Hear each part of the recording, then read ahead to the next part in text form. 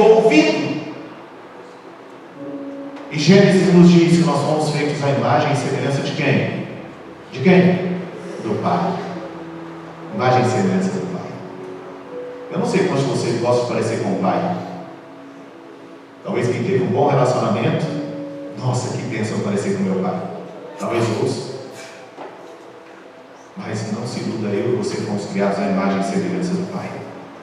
Quando olhamos para o filho perdido, irmãos, há algo interessante aqui nessa história que me chama a atenção, porque a Bíblia fala para nós que o filho perdido, ele ajunta tudo que tem, e o verso 13 diz assim, olha, passados não muitos dias, o filho mais moço, ajuntando tudo que era seu, partiu para uma terra distante, e lá dissipou todos os seus bens, vivendo dissolutamente.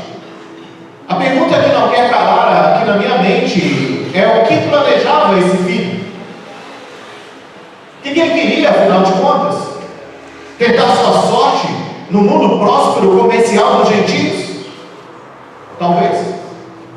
A realidade em geral, no dia a dia, ela tem uma forma cruel de surpreender as nossas fantasias. E muitas vezes de nos acordar dos nossos sonhos delirantes, muitas vezes. Até onde, irmãos, a busca pela nossa emancipação e felicidade conduz a cada um de nós, assim como conduziu o jovem filho da parábola. Segundo a história que Jesus conta, o filho pródigo, o filho perdido, ele vai para um país distante. E aqui cabe uma pergunta: onde fica esse país? Não o país aqui, mas o país distante que você o tempo todo fica fugindo do Pai. Onde ele fica?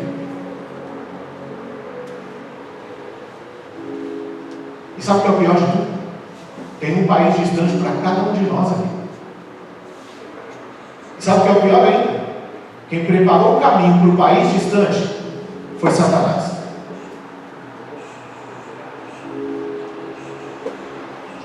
O país distante.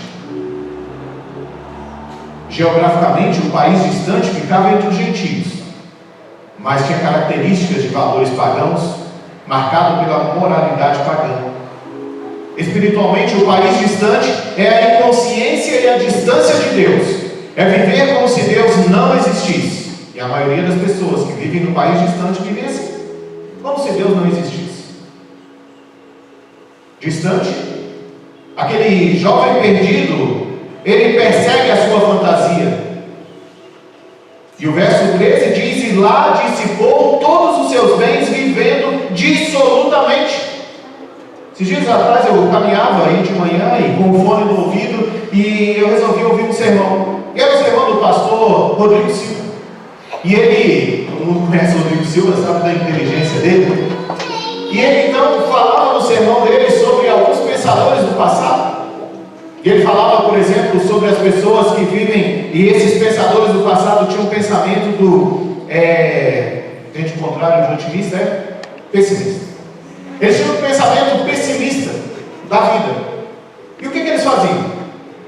E aí ele cita dois, um deles é Nietzsche.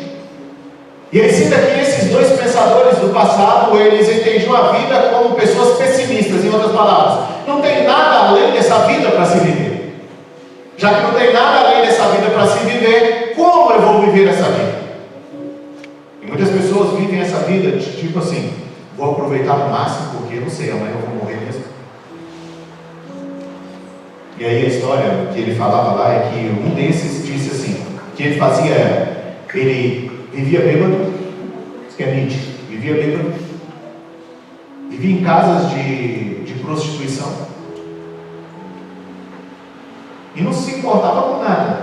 Era a vida que Nietzsche vivia, porque para ele, como um pessimista, ele olhava para o futuro e o futuro não tinha razão de ser. Havia um outro pensador, esqueci o nome aqui, que ele dizia que era ao contrário de Nietzsche. Ele se trancava em casa e ele não comia, não fazia nada, porque de que adianta viver se não tem futuro? De que adianta viver se a vida é só isso? Lutas, problemas, dores, fracasso. A questão, irmãos, é que nós às vezes olhamos para esse tipo de pensamento e criticamos esse pensamento Mas na verdade, lá no fundo, a gente vive esse pensamento na nossa vida. Às vezes inconsciente, mas infelizmente, na maioria das vezes, de forma consciente, a gente faz isso. A gente levanta de manhã e vai viver a vida como se não houvesse o que Jesus prometeu para nós. E às vezes eu fico pensando, será que a gente realmente tem noção disso? Gradualmente, irmãos, o jovem desceu ao seu próprio inferno e os amigos duraram enquanto durou o dinheiro. Como sempre foi e como sempre será. Agora veja uma sequência trágica.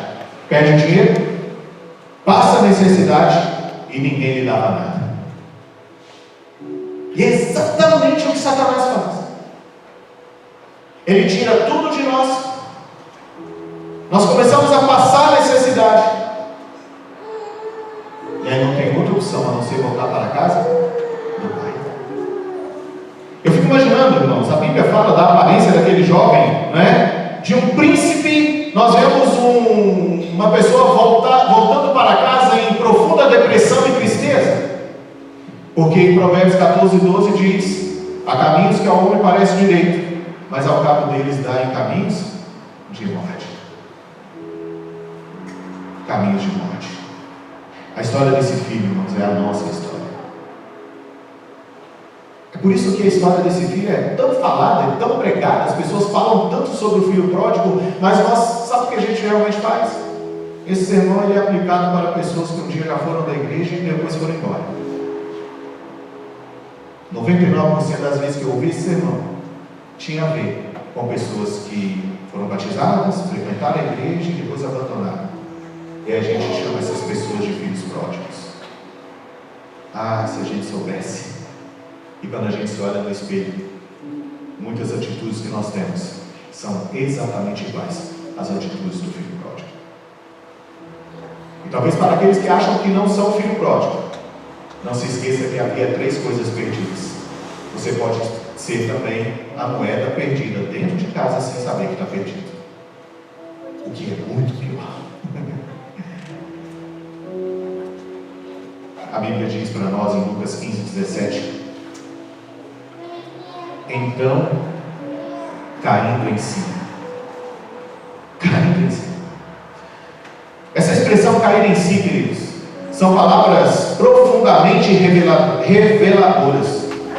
Porque só pode cair em si quem está fora de si. E ele caiu em si. Lembre-se de uma coisa, quando você sair dessa igreja nessa noite: todo ato de abandono de Deus é um ato de insanidade. Porque nós fomos criados, irmãos, para ter conexão com o divino. Não só nós, adventistas do 7º dia, o mundo inteiro. Não importa a religião, budismo, esotérico, esse pessoal de matrizes africanas, todos eles querem ter uma ligação com algo sobrenatural. Por que isso? Porque Deus nos criou com essa necessidade. Por isso que todo abandono de Deus é um ato de insanidade. Quando nós abandonamos a Deus, nós estamos fora de si. Todo aquele que busca ser feliz longe de Deus. Porque a maior realidade é que nós criamos substitutos precários para colocar no lugar de Deus. Essa busca, queridos, era uma forma de demência. Talvez alguns vão se escandalizar comigo aqui. Mas essa busca por substitutos precários é uma forma de demência. Porque o país distante, ele nunca vai poder ser o nosso lar. Nunca. Porque o nosso lar, a nossa pátria, está onde? Está nos céus. Amém? Nossa pátria está nos céus.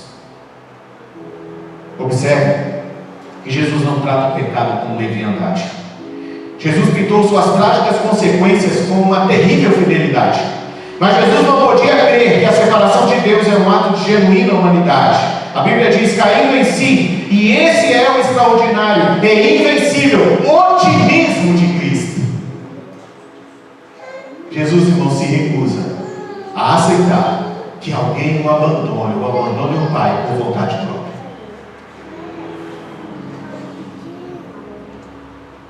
Cair em si é voltar-se para uma compreensão realista de Deus e de nós próprios e do pecado.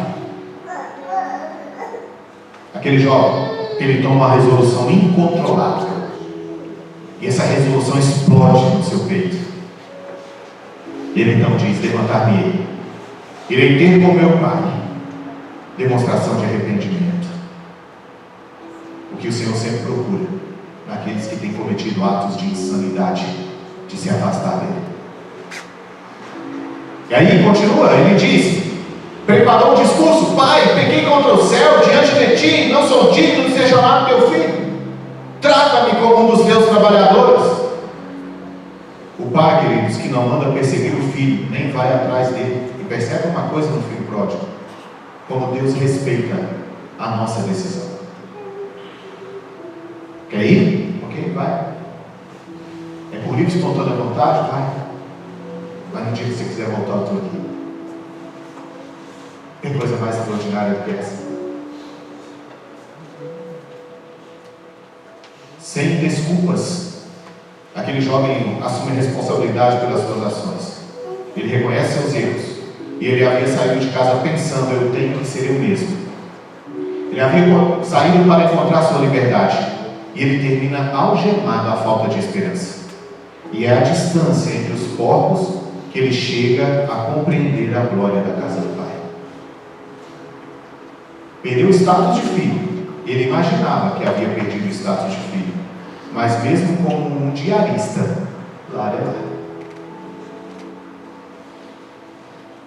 Ele não esperava e nem desejava qualquer tratamento preferencial, apenas uma oportunidade de provar que ele havia mudado.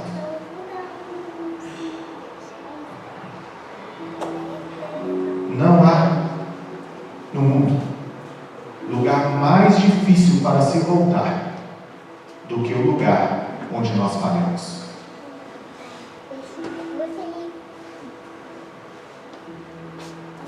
Sabe aquele lugar que a gente errou? Aí você volta. Todas aquelas lembranças do que você não devia ter feito afloram novamente na mente. Os lugares, queridos, de nossos fracassos, eles são lugares cruéis, sabe? As ações daquele jovem haviam sido objeto das conversas naquela pequena vida. Eu fico imaginando o filho que ficou em casa todas as noites ouvindo o pai dizendo: onde será que está meu filho? O que aconteceu com ele? E geralmente, irmãos, nós que somos irmãos de sangue, né, aí de família, a gente não tem essa complacência que os pais têm, não, né? Se o irmão faz alguma coisa de errado, o que ele diz? Ah, se vira para lá quem mandou. Não é assim? A maioria. Às vezes nós até queremos ajudar, mas quando a gente vê que a pessoa não quer, ah, então tá bom, fica.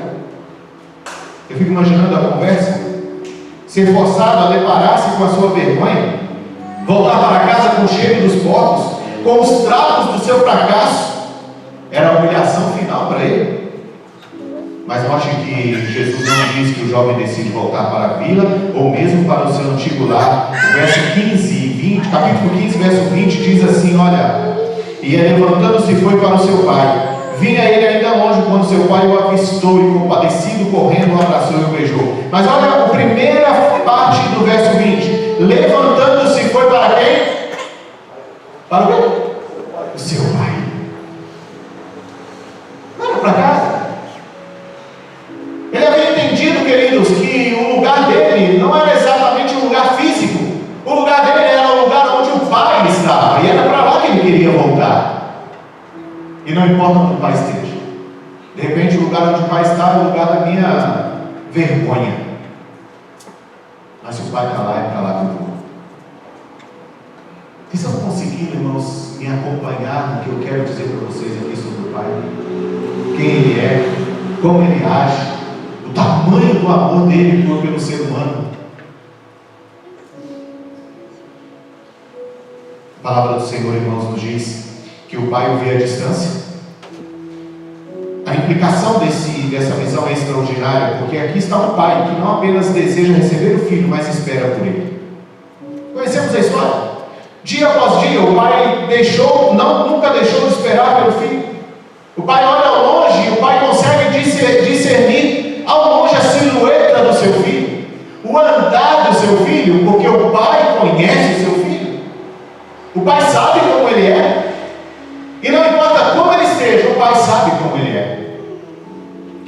observe o seu filho enquanto ele caminha. O filho ainda estava longe para expressar o seu arrependimento, mas a graça do pai já estava presente e já estava atuando. O pai, ele olha, meus irmãos, para esse momento e ele entende: olha, eu preciso fazer algo. E aí a Bíblia diz: correndo, lançou-se ao pescoço do filho e o beijou. Você consegue imaginar essa cena? O pai, queridos, não disse: ó, vai tomar um banho primeiro. O pai não disse: vamos trocar essa roupa primeiro. O pai não olhou para ele e perguntou: voltou para casa, né? Um rabinho entre as pernas? Finalmente, né? Entendeu? Você não vê nada disso. A Bíblia diz, queridos, que o pai, antes de falar qualquer palavra, ele abraça o seu filho